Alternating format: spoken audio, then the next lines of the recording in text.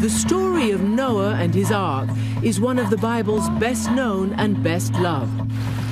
So we came here to the Netherlands, crisscrossed by canals and sitting below sea level, where people live under the constant threat of flooding. We had heard that a kind of modern-day Noah had done something extraordinary.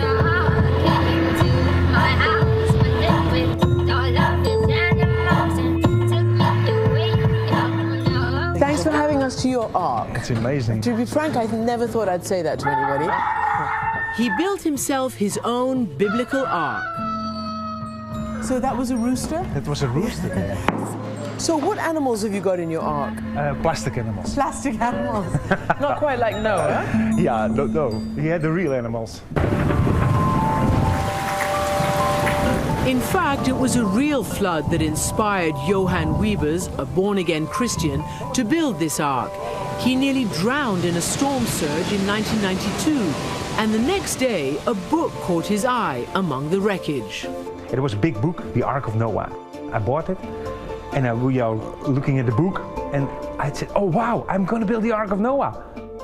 My children were so excited, and they ran to my wife. What did your wife say? Oh, she was not happy with it. No, women are sensible. Yeah. It took 13 years to get permission. It took you 13 years to convince her? Exactly. You must have really believed in this. For 100%.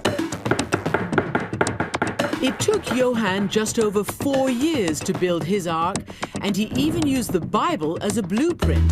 300 elbow is the length, 50 elbow is the width, and 30 elbow is the height. When you say elbow... Yeah, it's from here till the top of your fingers. Cubit. The cubit, yeah. Because I took my cubit because nobody knows how big Noah was at that time. According to the Bible, Noah spent 120 years on his ark. And it's every child's favorite story. And when the flood finally did come, he was ready. God sends 2 of every animal, all of them, 2 of every single one, came onto a ship. From the giraffes to the small little ants and the bears. It rained for 40 days and 40 nights. And finally, the whole entire earth was flooded. Adam Scharf is 17 years old, and as fantastic as the Noah story sounds, even tonight, not far from Adam's home in New York, people are still trying to cope with the aftermath of Hurricane Sandy. And it seems that whether it was just 7 weeks ago in the United States or 7,000 years ago, when a wave washes away the home that you've built, the children and the community you love, the first question we all ask is why?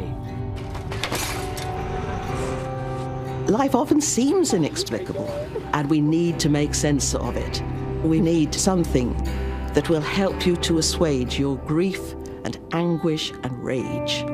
These biblical stories are a way of finding meaning. When I was younger, the story was kind of a fairy tale for me. I think that when you get older, you kind of see the sadness and the kind of the sorrow in the story, because lots of people die in this flood.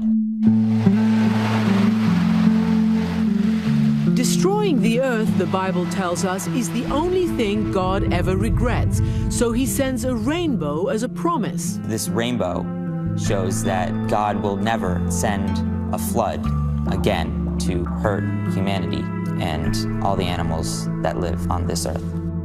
What happens next is left out of the colorful pages of storybooks. Noah comes out of the ark and he plants a vineyard and gets drunk.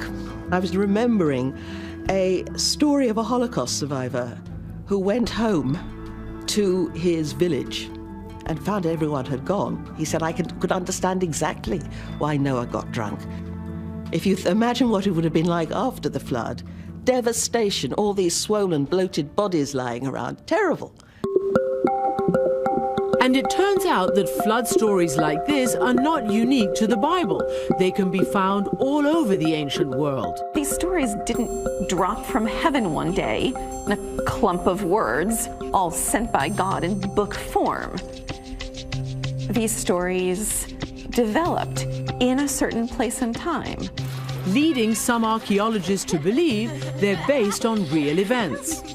People do not make these things up. So does this mean that we've got a flood way back in antiquity?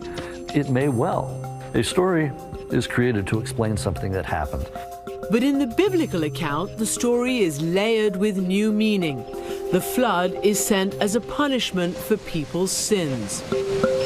Hurricane Katrina was the judgment of God. I don't know how much God has to do. We've had an earthquake, we've had a hurricane. He said, are you going to start listening to me here? You know that even today, some Christians will say that the tsunamis and the floods are retribution from God for sins that are being committed today. Some Christians say that. I don't know on what basis they would say it. On the Noah basis. In the fallen world, sometimes God just allows things to happen. It doesn't mean that he is judging people. But Johann isn't so sure.